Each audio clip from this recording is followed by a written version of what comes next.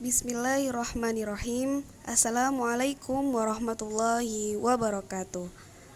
Baiklah teman-teman, perkenalkan saya Rahma Hidayatul Syarifah dari Prodi Hukum Ekonomi Syariah Fakultas Syariah UIN Maulana Malik Ibrahim Malang ingin menjelaskan tentang pembahasan fikih prioritas dan fikih kontekstual.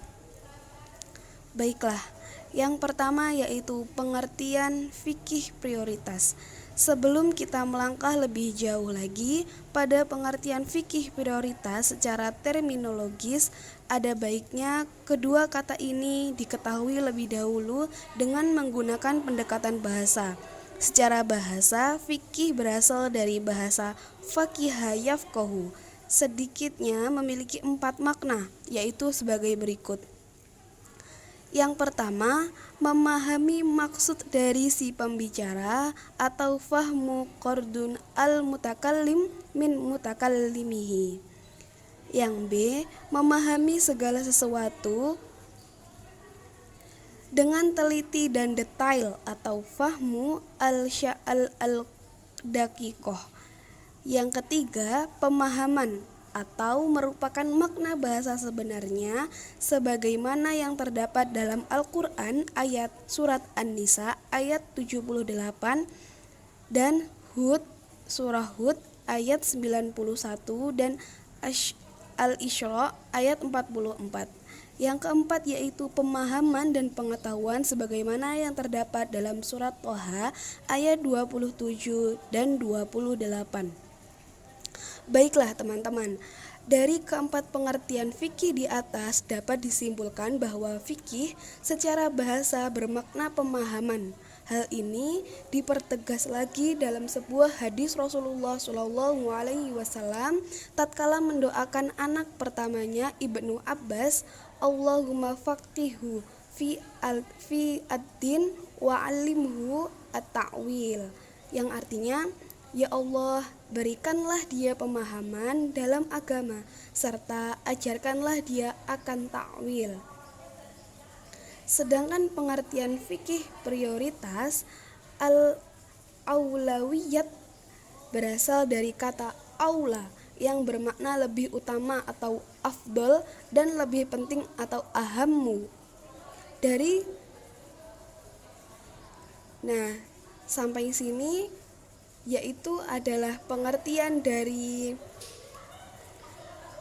fikih secara terminologis yang berasal dari kata faqiha yafqahu.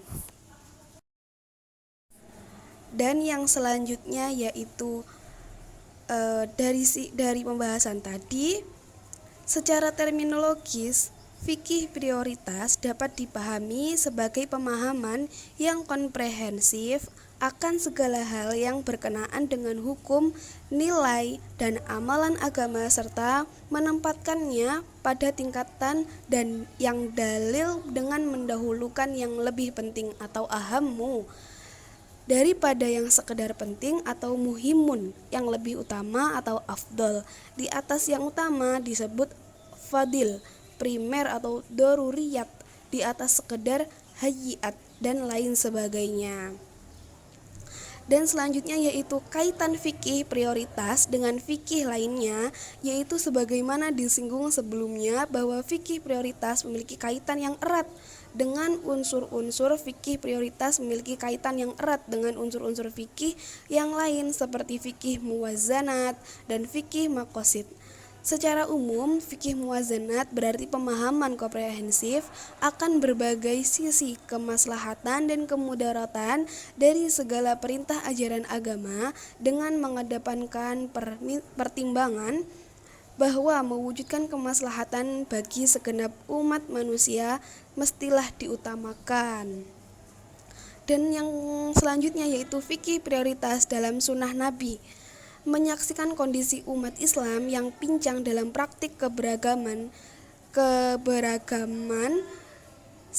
seperti yang dikhawatirkan Fahmi Huwaidi Al-Yusuf Al-Qaradawi di awal pembuka tulisan ini, maka tidak pelak kita prioritas merupakan jawaban atau kunci atas segala keterbatasan mereka dalam memahami pesan dan perintah agama jika ditelusuri secara cermat di kursus mengenai fikih prioritas berkisar dalam masalah amal ibadah, dakwah, dan pentingnya ilmu dan pemikiran hingga persoalan lebih mementingkan kualitas dan kuantitas pun tak luput dari hadis Rasulullah SAW. Mengingat pentingnya fikih prioritas dalam kehidupan muslim di masa sekarang, maka pada bagian ini akan dikemukakan beberapa contoh dalil hadis yang menguatkan akan urgensi fikih prioritas dalam kehidupan. Yang pertama yaitu fikih prioritas kualitas di atas kuantitas, yaitu innallaha la yanzuru ila ajsadikum wala ila surakum walakum yanzuru ila qulubakum, yang artinya sesungguhnya Allah tidak memandang kepada bentuk dan rupamu melainkan kepada apa yang ada di dalam hatimu atau takwa. Dan yang selanjutnya prioritas ilmu ketimbang amalan dalam hadis, yaitu innallaha yuhibbu minal amali idza amala an yahsana, yang artinya sesungguhnya Allah menyukai pekerjaan seseorang yang dilakukan secara profesional. Selanjutnya yaitu prioritas di bidang fatwa dan dakwah. Fikih prioritas dalam bidang fatwa dan dakwah lebih menekankan pada sisi menganjurkan kemudahan atau at-tasyyir. Hal ini tidak terlepas dari konsep yang dikandung Islam itu sendiri yang bersifat hanif lagi, toleran atau al-hanafiyah al-samhah. Di berbagai kesempatan Nabi kerap menjelaskan pula, berikanlah kemudahan dan janganlah mempersulit, yaitu Rabbi yassir wala tu'assir wattammim bil khair. Yang selanjutnya yaitu prioritas di bidang amal ibadah dan pada bidang amal ibadah. Terdapat beberapa standar buku fikih prioritas, antara lain lebih mengutamakan amalan yang berketerusan daripada amalan yang terputus. Sebagaimana termasuk pula prioritas antara amal ibadah adalah mendahulukan amalan yang lebih lama bertahan manfaatnya oleh banyak orang. Nah, pengertian yang kedua yaitu definisi fikih pemahaman kontekstual. Secara etimologis berasal dari kata benda bahasa Inggris yaitu konteks, yang berarti suasana atau keadaan atau kondisi dan lain sebagainya.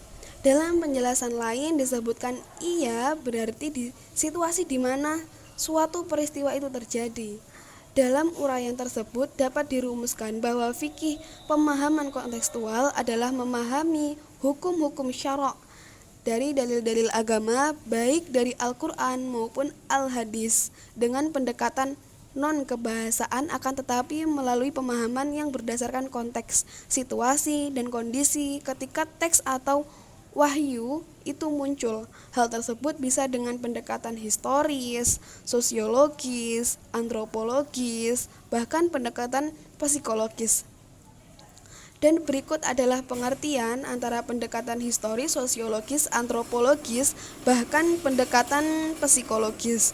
Yang pertama yaitu pendekatan historis, adalah pendekatan yang dilakukan dengan mengingatkan antara ide atau gagasan yang terdapat pada hadis dengan perkara-perkara sosial dan situasi historis Rasulullah SAW dan situasi historis kultural yang mengitarinya. Adapun pendekatan sosiologis adalah memahami hadis Rasulullah SAW dengan mengkaji situasi dan kondisi masyarakat saat munculnya hadis-hadis pada tataran nilai yang dianut dalam kehidupan masyarakat manusia. Jadi pendekatan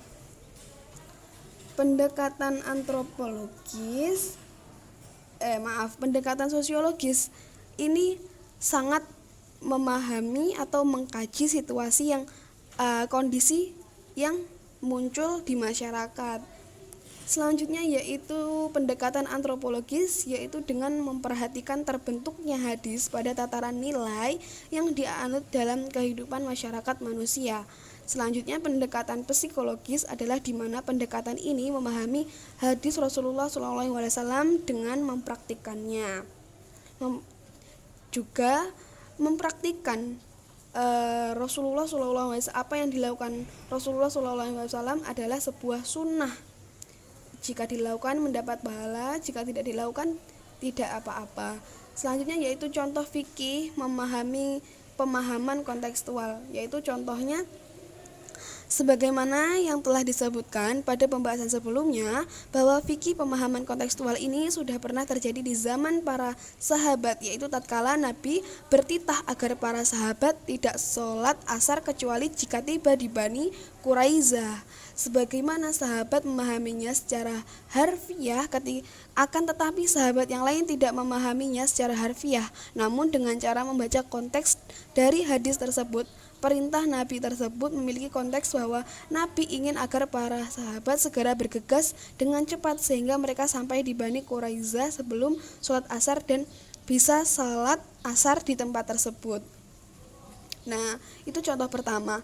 Yang kedua yaitu contoh lain sebagai aplikasi dari fikih pemahaman kontekstual adalah seperti hadis berikut, yang artinya Waqi' telah menceritakan kepada kami, Amasi telah menceritakan kepada kami dari Sahl Abi Al-Asad, dari Bukhair Al-Jazari, dan Anas datang kemudian berdiri. Dan Anas berkata, kami berada di rumah salah seorang Ansor. Lalu Nabi SAW datang kemudian berdiri membelakangi pintu lalu bersabda, pemimpin itu dari suku Quraisy dan mereka mempunyai hak atas kamu sekalian dan kamu juga mempunyai hak atas mereka. Dalam beberapa hal mereka dituntut untuk berlaku santun, maka mereka berlaku santun. Jika mereka berjanji, mereka akan menepati. Kalau ada yang dari kalangan mereka yang tidak berlaku demikian, maka orang itu akan memperoleh laknat dari Allah SWT, malaikat dan umat manusia seluruhnya. Selanjutnya yaitu tokoh fikih dalam pembahasan kontekstual. Di antara ulama salaf yang dianggap termasuk sering memakai pendekatan kontekstual adalah Al-Imam Abu Hanifah. Beliau termasuk tokoh madrasah Al-Ra'i di Kufah. Dalam banyak masail fikhiyahnya, Imam Abu Hanifah dianggap sering berbeda dengan fuqaha lainnya seperti Imam Syafi'i, Malik, Imam Syafi'i, dan Ahmad bin Hambal yang dikenal lebih tekstualis. Sebagai contoh, sikap beliau adalah masalah zakat fitrah harus dikeluarkan berupa makanan pokok. Tapi menurut Imam Abu Hanifah juga berpendapat bahwa tidak harus menggunakan makanan pokok karena substansinya adalah meringankan beban hidup fakir miskin, bukan masalah uang atau makanan pokoknya begitu.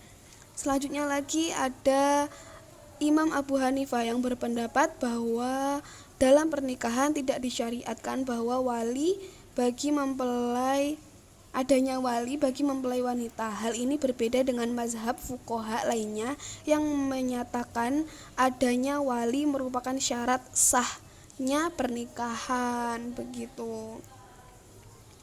Metode tafsir kontekstual Fazlur Rahman terlihat jelas dalam teori double movement-nya. Teori tersebut adalah 1. Penafsiran harus memahami arti atau makna suatu pernyataan tertentu dengan mengkaji situasi atau problem sosial historis di mana pernyataan tersebut merupakan jawaban. Yang kedua yaitu menggeneralisasikan jawaban-jawaban spesifik itu dalam menyatakan sebagai pernyataan-pernyataan yang memiliki tujuan-tujuan moral sosial umum yang dapat ditarik dari teks-teks spesifik dalam sinaran latar belakang sosiohistoris dan rationes legisnya. Rahman lalu berupaya mengelaborasi terapi dan solusi terhadap krisis tersebut. Tentu saja, dorongan utama yang menyebabkannya mengajukan solusi-solusi Islaminya adalah dorongan keagamaan dan rasa tanggung jawab bagi Islam, umat, dan masa depan mereka di tengah-tengah modernitas dunia dewasa ini. Baiklah teman-teman, mungkin sekian penjelasan pembahasan fikih prioritas dan fikih kontekstual dari saya.